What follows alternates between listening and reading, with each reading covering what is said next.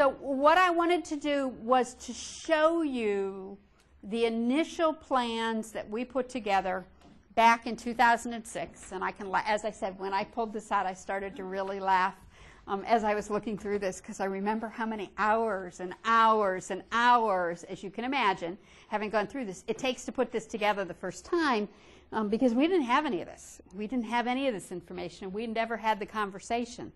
And so we had been a full year to develop this, but every single degreed program within the university had one of these. So when we say in our catalog we have 87 or 90 degrees or whatever, we had one of these for every single one. And so on the front of it, you can see that for the learning objectives were the things that we did. I used University College as my starting point versus the university as a whole, and then how the learning outcomes for the program fit to that. Okay, so that was the piece that we did. I have a question. So for University College, which at the time I believe was exclusively undergraduate. Yes, yes. You had 15 or whatever undergraduate programs. I did. I did 15 of these. Okay, but before you did 15, as a college, you had a set of broad learning goals that applied to every single. Right. And you know where I got those from? They were the same ones that the university set. Oh. And you know, the reason I did that is, in essence, I'm a subset of the university. Yeah, but I could do that. Okay. But our university as a whole had them. So you might use the universities versus yours if the university has them. Okay? So these are the broad ones for the university. So that's a whole conversation you can have. But you can see the second objective on this is university college students will be able to think critically and communicate effectively. That's one of our university goals. It's no different for my unit. I want my students to be able to think, and you know, university college adult students will demonstrate attributes associated with professional and civic leadership. Okay, so all of that. So we put in our learning objectives and figured out where they fit underneath that. Okay, the next piece is the crosswalk, which was the separate sheet of paper that I handed you. And then we started down, it was really, right at the very beginning, you can see I had a learning gap. I told you about this. We had this meeting with all these faculty, and at the end of the meeting, the psych professor said, it shouldn't be 200, it should be 204. I mean, before we had ever done any assessment or anything else, we were changing the curriculum. I went, is this the way this is supposed to happen? I still remember making that phone call to our assistant provost for assessment and going, is this what's supposed to be happening? And she's like, uh-huh, that's good. Mark it down. I was like, okay. So as you go through, if you're making changes, mark it down. I mean, that's something that you've already figured out. Then we talked about direct measures. What are the direct measures that we're going to be? And at the very beginning, I looked at it and said the only thing we're going to collect is the capstone papers. We've got capstone courses, we're going to collect capstone papers, and we're going to let the program ride on the capstone. That was until we collected the first capstone papers and found out that they didn't do what we thought that they were going to do. And I went, well, I can't just do capstone papers, because what I don't know is where in the curriculum, in essence, and I hate to use the word failing, but in essence, that's what we were doing. Where in the curriculum we weren't teaching the skills that we needed to teach in order to get the capstone paper at the level. So since this time, we've drilled down into the curriculum, and we're doing a lot more. Okay? Writing samples. We have writing sample. A student has to take a writing sample when they come in, and they have to take a writing sample when they graduate. They have to be able to get to a 5. I know how many students, how many times it took a student to get to a 5. We analyze that. We look at writing to see that students are at 5s. And so we go through that. Indirect measures. What are we doing? Well, I mentioned to you the phone calls for the students, which is in this. Okay, our survey to our graduates, our course evaluations. We also have an adult, we use the Noel Levitz Adult Learning Inventory. And on that, there's several questions. Again, indirect evidence of the student learning. Then we have our assessment processes. So we talk about the schedule for assessment will be cyclical, so that each year only 2 or 3 degrees will be fully reviewed. there was no way I was going to promise to anybody that we were going to do 15 programs every year. And to be honest with you, 2 is about all I can handle. 1 in the fall and 1 in the spring, and that's it. I can't do more than that. That's more than enough, and it's all I can do to keep up with that. Annual surveys, the cycle, and so in all cases, this is about what is there. The 2 most important pieces, though, are in the back. And so the results are the Adjunct Faculty Assessment Committee will write a report after the review of the assignments that will outline the findings. The report will be reviewed by the Dean of University College, shared with our Academic Council and the Provost. So every single year, we produce an assessment report in my division. It says, this is what we did, this is what we collected, this is who we talked to, this is what we discovered, this is what we're going to change. Or this is what we're not going to change because we don't have enough evidence. 2 years ago, I had the privilege of writing the report that said, this year we focused on capstone courses. And we analyzed 47 capstone papers during the fall and the spring semester. And at the end of the spring semester, we can equivalently say that our students are not critically thinking because we had not written the assignments correctly, not because the students didn't know how to critically think.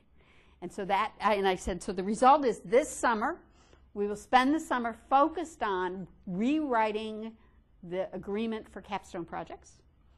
Every faculty member that teaches a capstone course will have to meet with me individually and talk about redoing their capstone project. And we will do this again next year. So last year in the fall and the spring, we captured new projects, and it worked. And so I was able last year to write that this worked. A lot of it has to do with how well you write the assignment, how well you write the discussion questions, how well you do whatever. Many times it's the way we've done it that fails. So that brings us full circle to where we started with the ID support for faculty early on, so that, you know, we're not evaluating, did you reach the evaluation level in Bloom's, you know, and we're that we want to. expecting people to get there, but we're not helping them design the instruction in such a way that they come up that taxonomy, you know. We're either leaving that gap there where we've got faculty saying evaluate, but oh, wait a minute, we never took them through comprehension, application, synthesis, you know. And I think, you know, we need to educate faculty. From what I've seen, support faculty with help, you know, with design help, with instruction, constantly teaching. You know, we spend so much time on faculty development.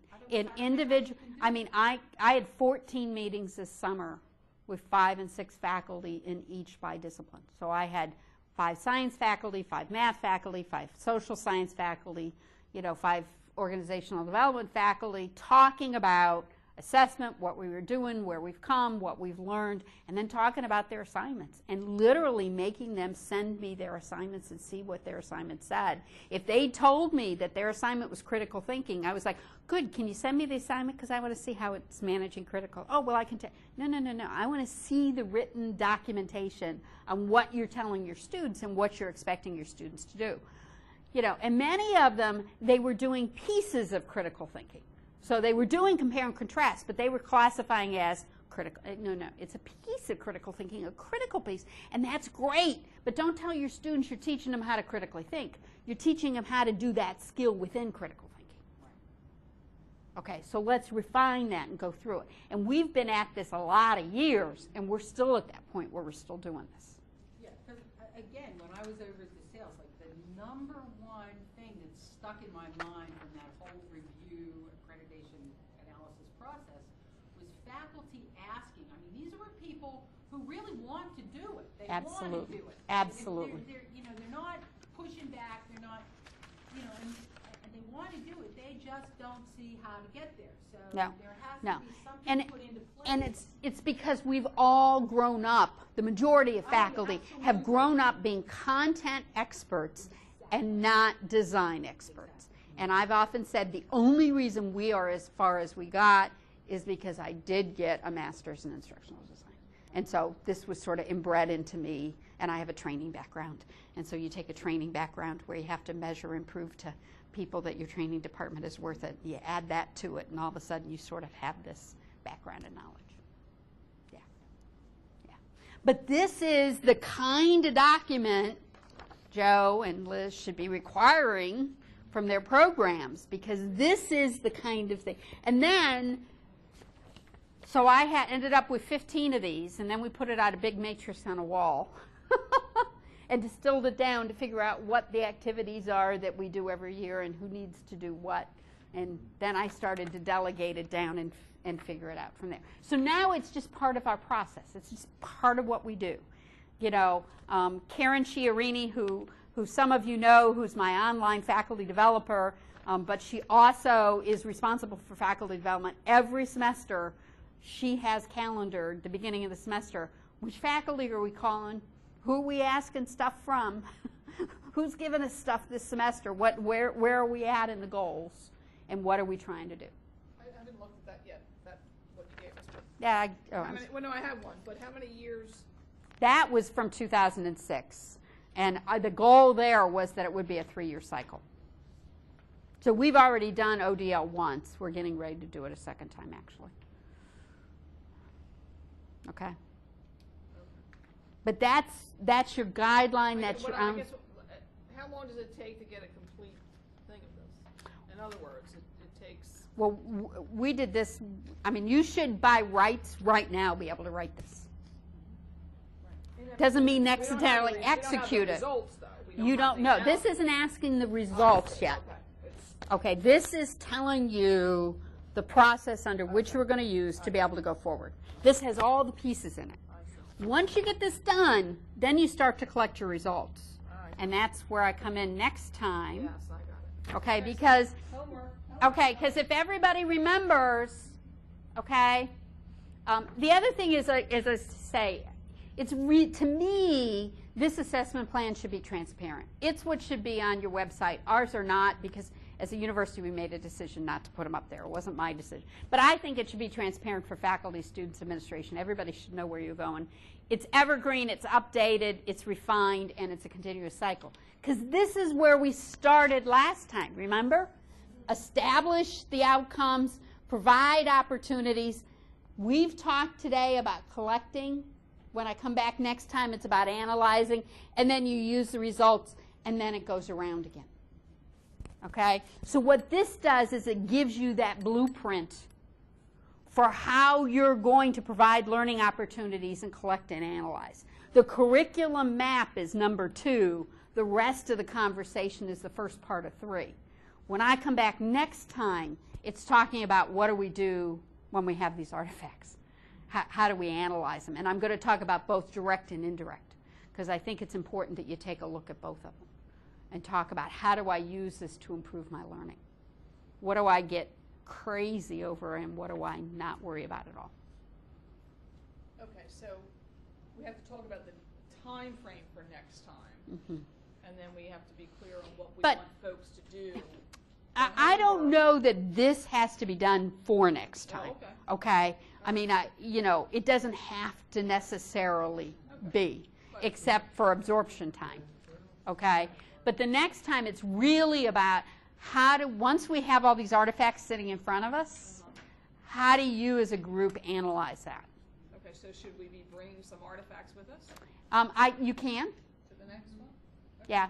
I thought what I'd do is lead you through. I'm going to give you some. I'm going to give you a lot of resources for them.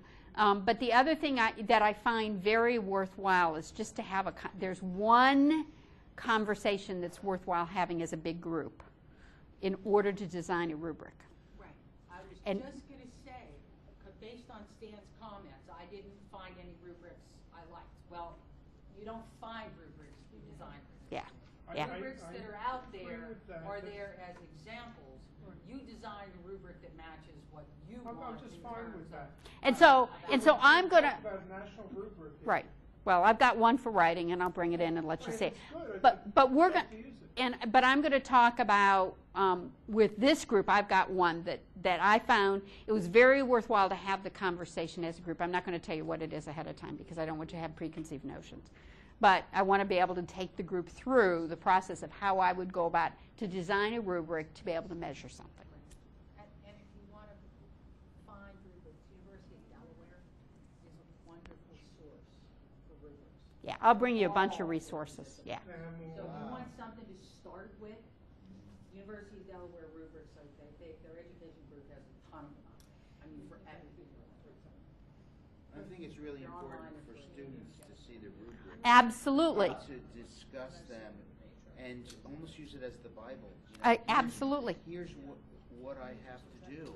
And once you see what you have to do, it sort of facilitates Absolutely. your development, I agree. particularly with adults. We have, and the other thing I want to talk about next time is I do want to talk about, we've moved just this fall to an e-portfolio system. And an e-portfolio system where the students are collecting their own artifacts, so I'm no longer collecting them. That's a great idea. And we've included the rubrics on that, and we walk them through the process of it so they learn it early on. So they're actually seeing the rubrics incoming as a student on what they're going to be measured about at the end. It's been really useful. And I'll share some thoughts on that process. It's not been an easy process, but it's getting there. Because I literally put the brake on. Yeah. You know, imagine a racing train down the tracks that's going really well, and I threw the brake so that I wanted to back up really quickly and stopped everything dead and said, now we're going to go forward inch by inch by inch with e-portfolios. I mean, you can see what a musician or an artist can put in an e-portfolio. But if you're in human resources, that's more of a But challenge it for becomes you. very interesting. Yeah, that's been interesting. We've kind of taken a look at that and decided to keep the portfolio piece out of the LMS because it's very important. Well, ours is out of the LMS. Right. It's very important for our people to be able to take that with them. Yeah. You know? Ours is out for another reason, but we'll talk about that. But we tried for the first time this semester on having them very early on developing a personal learning environment, of which the e-portfolio will be a piece. But with the idea that as they go forward, not only through the program, but after the program, they will have that ongoing environment for lifelong learning in this area to go with Super. them.